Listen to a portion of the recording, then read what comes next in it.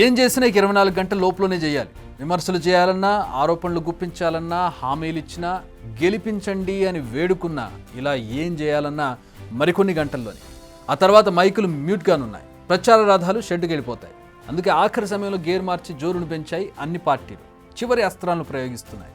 ఎన్నికల ప్రచారానికి count down continue అవుతుంది. మరికొన్ని గంటల్లో ప్రచారం ముగియనుంది. అటు ఏపీలో, ఇటు తెలంగాణలో ప్రచార పర్వం ఊపందుకుంది.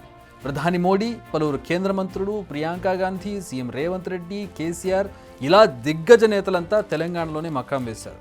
తీవ్రంగా ప్రచారం చేస్తున్నారు. మెయిన్గా తెలంగాణపై ఫుల్ ఫోకస్ చేసినట్టుగా అనిపిస్తోంది బీజేపీ.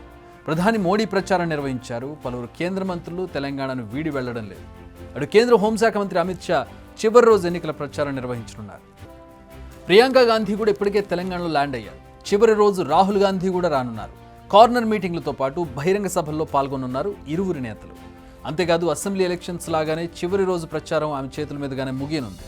వాళ్ళకి అదొక సెంటిమెంట్గా ఉంది. ఎందుకంటే మొన్న అసెంబ్లీ ఎలక్షన్లో కూడా ప్రియాంక గాంధీ లాస్ట్లో అంటే క్లోజర్ ఆమె ఇవ్వడంతో గెలుపు జరిగింది. సో అది ఒక సెంటిమెంట్గా భావిస్తోంది కాంగ్రెస్ పార్టీ. సో ఇప్పుడు పార్లమెంట్ ఎలక్షన్స్ కూడా అదే సెంటిమెంట్ను ఫాలో అవుతూ చివరి రోజు అంటే ప్రచారం సమాప్తమయ్యే రోజును ప్రియాంక గాంధీతో ముగించబోతూ ఉన్నారు. సో అటు సీఎం రేవంత్ రెడ్డి కూడా ఆఖరి రోజు 2 బహిరంగ సభల్లో పాల్గొనబోతూ ఉన్నారు. బీఆర్ఎస్ అధినేత కేసీఆర్ బస్సు యాత్ర కూడా నేటితో ముగిసింది. చివరి రోజు వరంగల్, గజ్వేల్లో ఆయన పర్యటించనున్నారు. ప్రజా ఆశీర్వాద సభల్లో పాల్గొంటారు. ఇక ఏపీలో ఇప్పటికే రాజకీయం ఎంత రంజుగా ఉందో మనం ప్రతిరోజు చూస్తున్నాం. ఆఖరి రోజు ఇది ఇంకాస్త పెరిగే అవకాశం ఉంది. సీఎం జగన్ కావచ్చు, చంద్రబాబు, పవన్ కళ్యాణ్ ఇలా ప్రతి ఒక్కరూ ఎన్నికల ప్రచార వేడిని పెంచనున్నారు. పవన్ కళ్యాణ్ పోటీ చేసే పిఠాపురంలో సీఎం జగన్ చివరి ఎన్నికల ప్రచార సభను నిర్వహించడం ఇక్కడ మొత్తం అన్నిటికీ హైలైట్ అని చెప్పుకోవాలి. చంద్రబాబు ఏకంగా 5 నియోజకవర్గాల్లో ప్రచారం నిర్వహించున్నారు. ఇప్పటి వరకు కవర్ చేయని ప్రాంతాలను కూడా వెళ్లేలా నేతలు ప్లాన్ చేసుకుంటున్నారు. సుడిగాలి పర్యటనలు చేస్తూ ఉన్నారు. నిజానికి గతంలో ఎన్నడూ జరగనంత ఎన్నికల ప్రచారం నిర్వహిస్తున్నారు ఈ 2 తెలుగు రాష్ట్రాల నేతలు. అందుకే ఆఖరి సమయంలో కూడా ఓటర్లను ప్రసన్నం చేసుకునేందుకు ఎవరి ప్రయత్నాలు వారు తీవ్రంగా చేస్తున్నారు. ఇప్పటికే అన్ని పార్టీల నేతలు అన్ని నియోజకవర్గాల్లో ప్రచారం నిర్వహించారు. ఆఖరి నిమిషం వరకు ముఖ్య నేతలను రప్పించి ప్రచారం నిర్వహించుకునేందుకు అభ్యర్థులు చాలా ఫోకస్ చేశారు.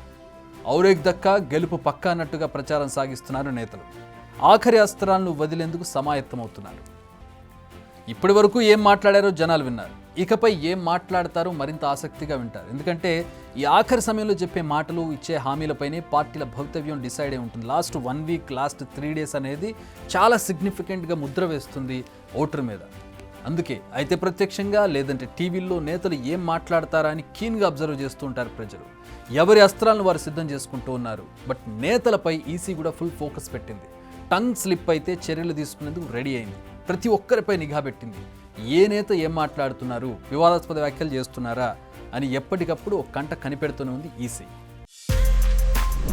బిగ్ టీవీ అవుట్లుక్ కథనాలు నచ్చితే వెంటనే బిగ్ టీవీ ఛానల్ ను సబ్స్క్రైబ్ చేయండి.